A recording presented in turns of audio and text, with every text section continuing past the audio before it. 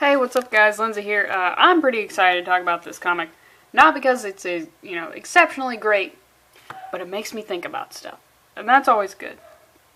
So, this is Hungry Ghost #1, written by Anthony Bourdain. Based on how some of this is written, I'm going to guess like brainstorm pitch by Anthony Bourdain. But then again, I haven't read any of his books. I've been meaning to forever. He's like my favorite food guy. You know what I was thinking about when I was reading this? I think he's too badass for Food Network. I don't think he's ever been on Food Network, and it's like, whoa, that dude.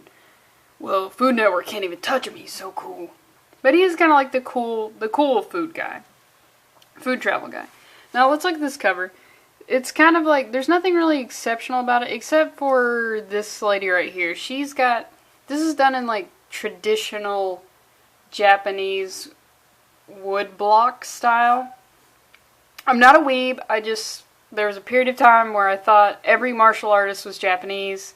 Sorry, Jackie Chan, I know you're Cantonese, but I like art, so I was like, Japanese art, yeah, I have a book on it, so, it's nothing super exceptional about it, but, if you're into this kind of thing, it'd probably catch your eye. Let's look at this very, very first page. Holy shit, just look at this. Look at that face. That's a little bit, we got a lot going on here. We got a mirror, and somehow the real life version looks better than the mirror version. We got a collection of masks, which worries me.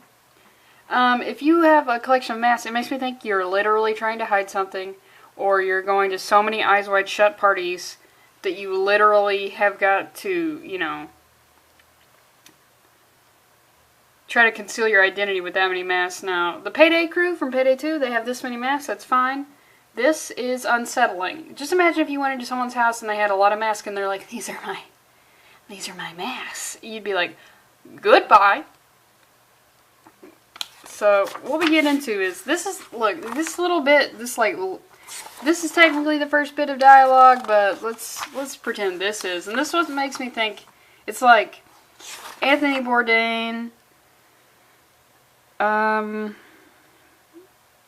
story by Anthony Bourdain, Joel Rose. Okay, so that makes me think Joel might be the one actually putting this in comic format, because just listen to this line.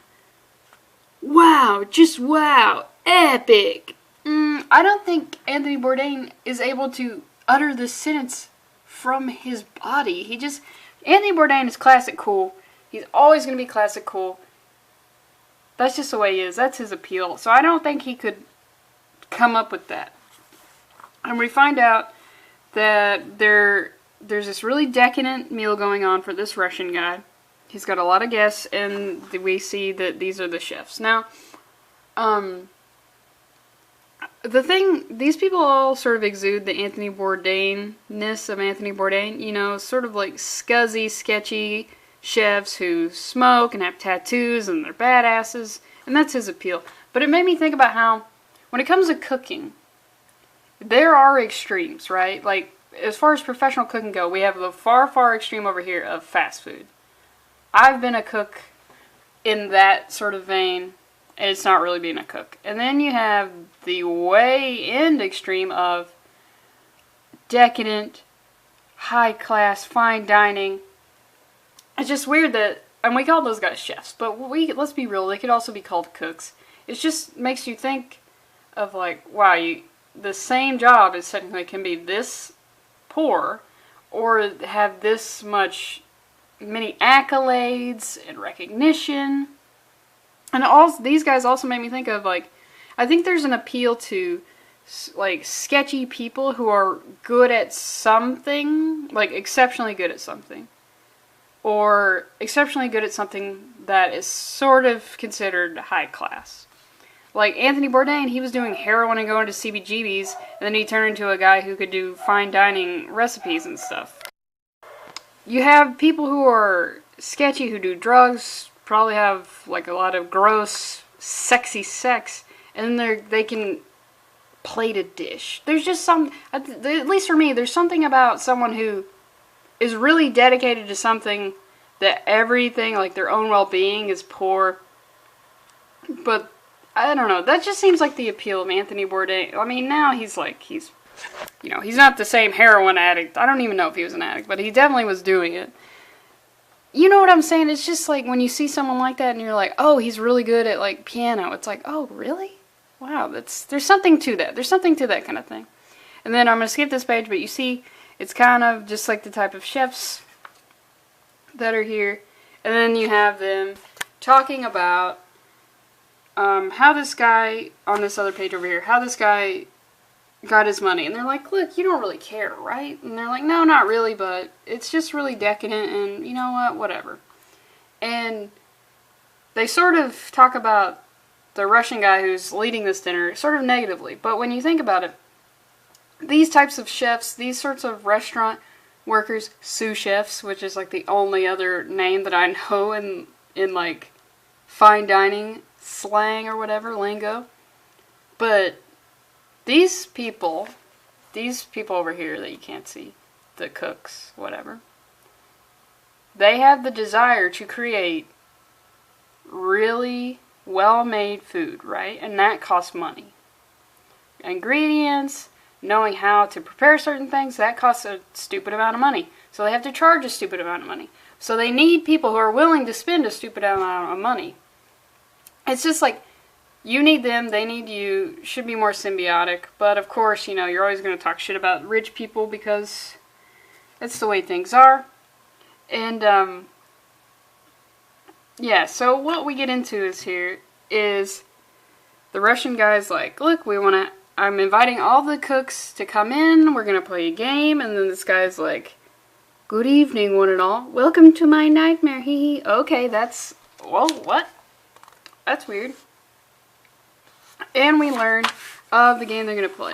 So you see, like, there's kind of like scumbags. They got tattoos and they're drinking. It's just like classic scumbag, you know. Tattoos aren't really a testament to your scumbagishness these days. But he talks about this game that was played between the years 1603 and 1868, where warriors were gathered, first for a feast, then for a game of nerves. 100 candles, a test of courage. As night fell, the warriors came together. They lit the candles. Basically what happens, each warrior will tell a story. And as the stories go on, they get even scarier. And the 100th guy, he gets too scared to tell the story because he's afraid that whatever he told the story about, you know, classic stuff, demons, being possessed, ghosts, shapeshifters, that sort of classic Japanese scary stuff, will come out and get him. So that's what the Russian guy wants to do. He wants everyone to tell the stories. And the first story is called Starving Skeleton. And you know what? This story is, it's pretty fucking weak. It reminds me of, like, I guess this is going to be a 4-issue series, right? I'm definitely going to get the second one, but I don't know about all of them.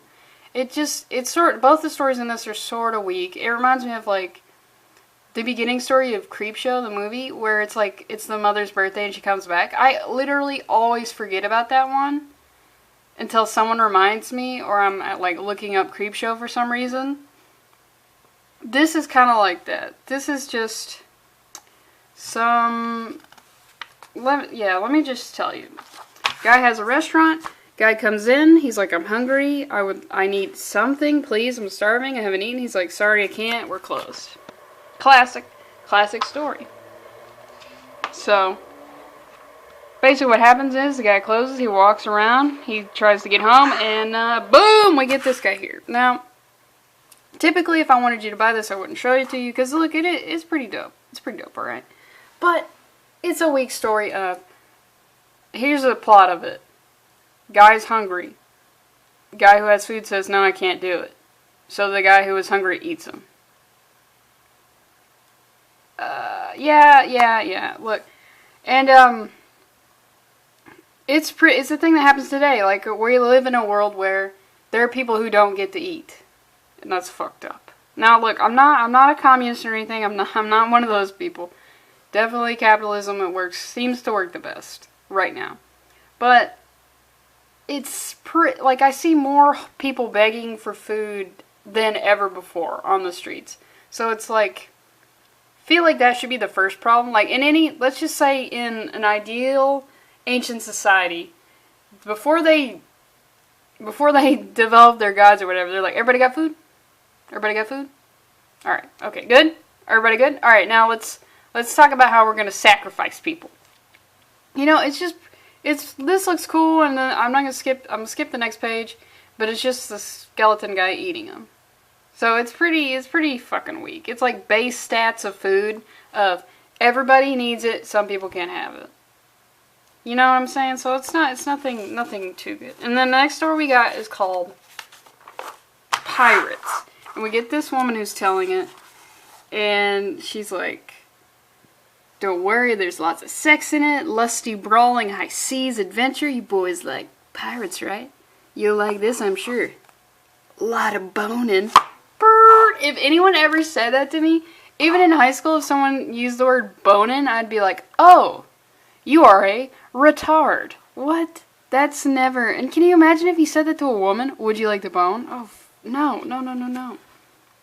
So we see that sometimes whores would get tossed into the sea because the only thing that would clean all that splooge off is, you know, salty water. So we see this ship right here. I really like this. It's like really dark and, you know, kind of muddy, and I feel like this illustration style, this drawing style really works for this. So you see that there's a whore in the water, and she's a whore. So calm down, whores. It says, we'll rescue her and then have our way with her. The spoils of war, the right of the victors. I believe there's a Latin phrase for this situation. Yeah, I think it's called rape. Har har! Yes, rape. That's funny line. That's a funny line. But I would like to point out that I've read a book about pirates, right? It's more of a history book, but it's a history of pirates, right? Because no one teaches you about pirates in school. That's weird, right? And I do know that sort of an old superstition was you can't have women on board. It's bad luck. Obviously, times have changed. I'm sure there are women in the Navy, so that's a pretty outdated thing. But I was thinking, right, I bet that superstition was made up by gay pirates. They're like, oh no, we can't have women. Cut to a couple weeks later when they're like, we can seek comfort in each other's arms. It's like, dude, that's gay butt pirates. That's gay pirate. Whoa. And then also I want to point out that these are pirates, right? Surely they know about, you know, sirens or deadly mermaids, because literally, I've seen a couple movies about mermaids. Only one of them's good. Everything else is like, she's a monster. She's got razor sharp teeth. Are you willing to take that chance? Are you willing to take that chance, guys? So she gets rescued, and the captain's like, hey, you know what's the price of your rescue is. And she's like, yeah, I'm a whore. I get it. I get it. And then also the captain, he gets first dibs, you know. So that's a benefit of skipping a couple pages because it's style like. That's a benefit of being a captain, right?